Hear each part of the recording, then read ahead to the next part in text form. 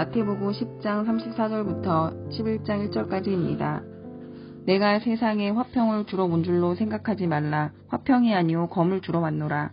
내가 온 것은 사람이 그 아버지와 딸이 어머니와 며느리가 시어머니와 불화하게 하려 함이니 사람의 원수가 자기 집안 식구이리라. 아버지나 어머니를 나보다 더 사랑하는 자는 내게 합당하지 아니하고 아들이나 딸을 나보다 더 사랑하는 자도 내게 합당하지 아니하며 또 자기 십자가를 지고 나를 따르지 않는 자도 내게 합당하지 아니하리라. 자기 목숨을 얻는 자는 잃을 것이요 나를 위하여 자기 목숨을 잃는 자는 얻으리라. 너희를 영접하는 자는 나를 영접하는 것이요 나를 영접하는 자는 나를 보내신 이를 영접하는 것이리라. 선지자의 이름으로 선지자를 영접하는 자는 선지자의 상을 받을 것이요 의인의 이름으로 의인을 영접하는 자는 의인의 상을 받을 것이요 또 누구든지 제자의 이름으로 이 작은 자 중 하나에게 맹수 한 그릇이라도 주는 자는 내가 진실로 너희에게 이르노니 그 사람이 결단코 상을 잃지 아니하리라 하시니라.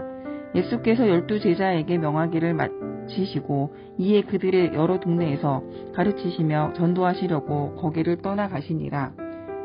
아멘.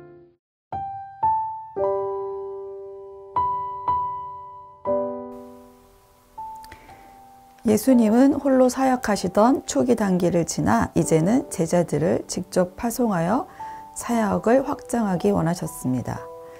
그래서 예수님은 오늘 본문에서 앞으로 예수님의 제자가 되면 일어날 일들을 말씀하고 계십니다. 그런데 예수님은 34절에서 내가 세상에 화평을 주러 온 줄로 생각하지 말라. 화평이 아니오 검을 주러 왔노라고 말씀하십니다. 예수님은 평화의 왕으로 오셨는데 왜 이런 말씀을 하시는 걸까요? 여기서의 검은 실제 무기의 용도가 아니라 누가복음 12장 51절에는 분쟁으로 기록한 것으로 보아 분열과 갈등을 상징합니다. 예수님을 믿으면 기존의 가치관과는 충돌하게 되고 그로 인해 가족 간이라도 갈등이 발생합니다.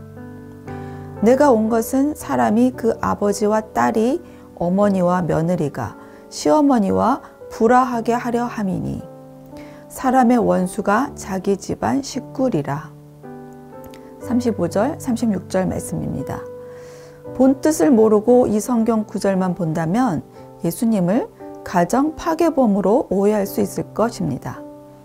그러나 이런 가족 간의 불화는 그 가족이 예수님으로 하나 되기까지만 지속되는 갈등이지 복음으로 하나가 된다면 예수님으로 인한 진정한 평화가 임할 것입니다. 즉, 이 갈등은 진정한 평화를 이루기 위한 갈등이라고 할 수 있습니다.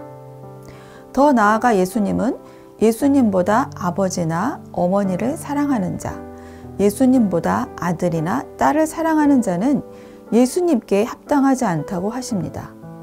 이 말씀은 가족을 사랑하지 말라는 말씀이 아니라 제자라면 예수님이 우리의 삶에서 가장 우선순위가 되어야 함을 의미합니다. 또 예수님은 제자들에게 자기 십자가를 지고 나를 따르지 않는 자는 합당하지 않다고 하십니다.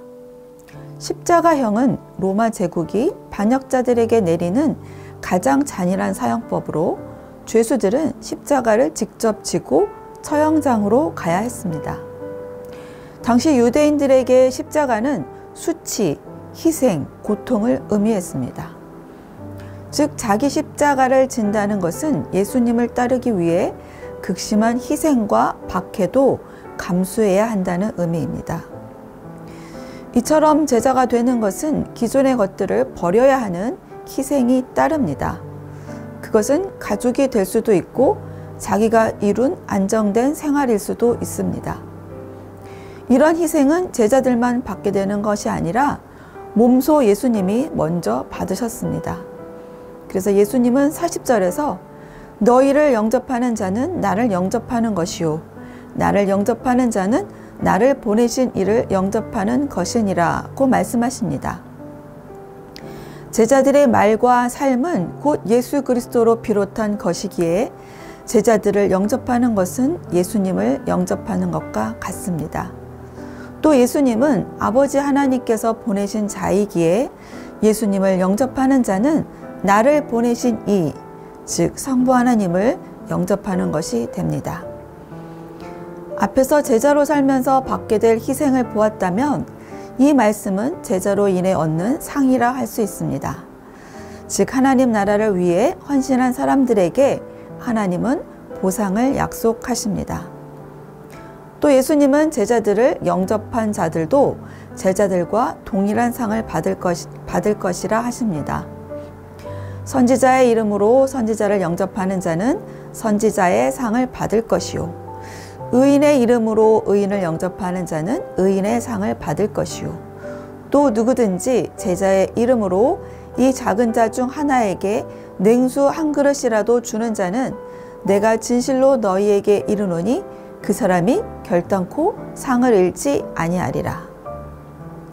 선지자는 하나님의 말씀을 대언하는 자이고 의인은 하나님의 뜻대로 살아가는 신실한 자들을 가리킵니다.